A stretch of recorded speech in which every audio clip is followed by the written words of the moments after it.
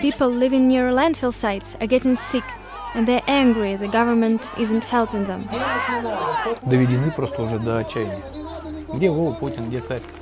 Дети ночью кашляют, когда воняет газом. Воняет в квартире, хотя у нас все закрыто.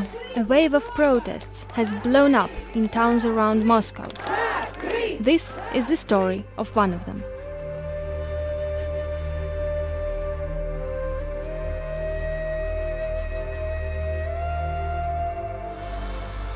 100 kilometers from the Russian capital lies the town of Volokolamsk. In 1941, Soviet soldiers laid down their lives here to stop Nazi troops advancing on Moscow. Having defeated the Nazis, the town is now dealing with an invasion of rubbish from a landfill site that is getting bigger every day. Город воинской славы вот у нас. Сейчас и говорят у нас город воинской свалки. Ну, обидно, понимаете, просто обидно. Опустили нас. Город мусорной славы. Да. Oleg and his wife Svetlana have 2 children and have lived here for most of their lives. They first felt something was wrong a year ago. Дети ночью кашляют, когда воняет газом. Воняет в квартире, хотя у нас все закрыто. Она заползает сюда, в квартиры. Выветрить или каким-то образом вывести невозможно, потому что она снаружи. Toxic fumes from the nearby Zhuravlev landfill started to invade the town and poison its inhabitants. Старшая дочка почти все время сейчас на больничном. Мы все время болеем. Да.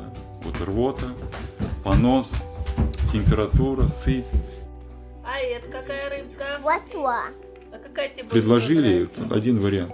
Съездить на 2 недели в санаторий, ну, вот, с детьми подышать, и все. И решать свои проблемы сами. Невозможно продать, никто не будет покупать квартиры здесь. Ведь все продают. Даже в нашем доме, вот я видела в объявлениях, наш дом сфотографирован, продают квартиру довольно дешево. Ну тут, конечно.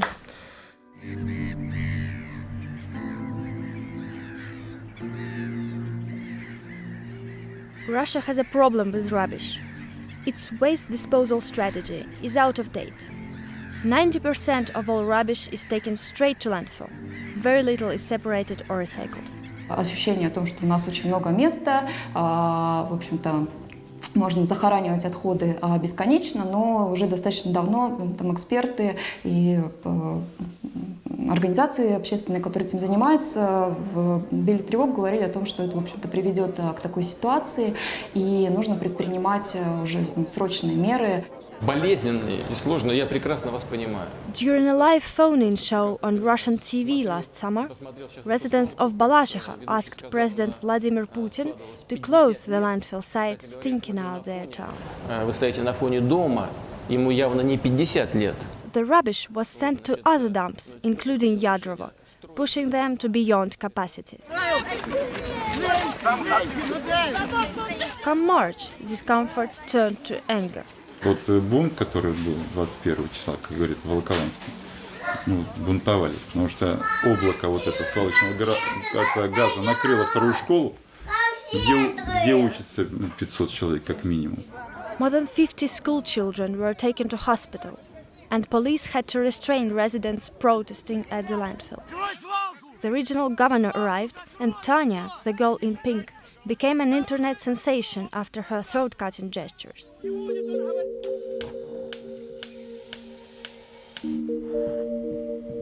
Local businessman Andrei was detained while protesting a week later.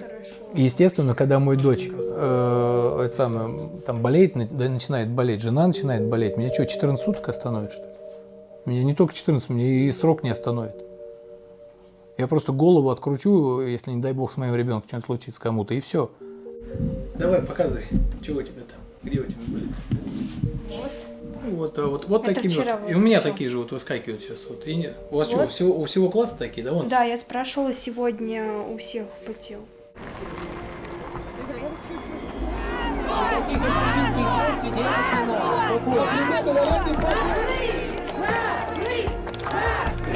With growing anger at the failure of the authorities to react, the residents have come out to protest once more. People from all walks of life take to the stage to vent their frustration. Andrei is one of them. Адвокаты, архитекторы, инженеры, да, то есть они все в протесте, они все прекрасно понимают. Простые люди, рабочие, да. Вот нас, в общем-то, ничего как бы особо и не связывает, кроме того, что мы живем в одном городе, да. Но каждый хочет вложить свою лепту в разрешение этого вопроса. The capital produces 12 million tons of rubbish every year. And the governor of the region says it's an expensive and lengthy process to update the facilities that deal with it. Мы в постоянном диалоге с жителями, но мы не можем одноразово в один прекрасный день утром закрыть все полигоны, потому что так жизнь устроена, что мы производим мусор. И вы производите мусор, и я произвожу мусор, и те, кто сегодня находится в Москве и Подмосковье. Поэтому это серьезная тема. И вот так сказать, давайте закроем полигоны, это просто безответственно. Мы, увы, не можем это сделать. Мы должны очень аккуратно модернизировать эту систему. Я сейчас покажу вам фотографии вчерашней своей дочери. Утром Andrei and the other protesters have teamed up with the mayor to sue the owners of the landfill. они все равно, прикрываясь бумажками, сами видите, да, сделали. Их действия каждое нужно оспаривать. Каждое. В суде, да, будем в суде оспаривать. Поэтому мы здесь все и собрались. Есть много документов, есть интерес вот посмотреть такие вот протоколы и так далее. Я думаю, они есть уже. They want the city court to suspend the company's license to operate the site because of a series of environmental violations. Activists have recorded footage showing guidelines being broken. Конечно, есть установленным законодательством, есть санитарно-защитная зона, там 1000 метров. Есть, да, определенное расстояние, санитарно-защитная зона. Есть, естественно, по проекту, там есть там определенные, да, ограничения, сколько эта свалка может принять. И после того, как она исчерпала, да, свой ресурс, она должна быть закрыта и рекультивирована. Санитарная зона к реке не может быть ближе 100 метров, даже и то там надо смотреть, потому что и уклоны, и все надо смотреть. У нас же река ниже этого полигона. Во что это вылилось, мы видео показывали, оно и есть, когда прям с полигона с дырки течет, и все это прям в реку. Several relatives of government officials have state contracts to deal with Russia's waste. And it angers locals that those in power could be benefiting from their misery. Минэкология сейчас входит в процессы только для того, чтобы защитить их полигоны. Не население, не народ, а их. Это же неправильно. Another allegation is that the mafia is involved. 2 месяца назад были угрозы от каких-то криминальных структур непонятных. Я понял, что это структуры, когда были пикеты около свалки. И там подошли двое, я когда уже уезжал оттуда со свалки, подошли двое в масках респираторов таких. Лиц не было видно. Ну и четко сказали, что я и Любимов ходили и оглядывались.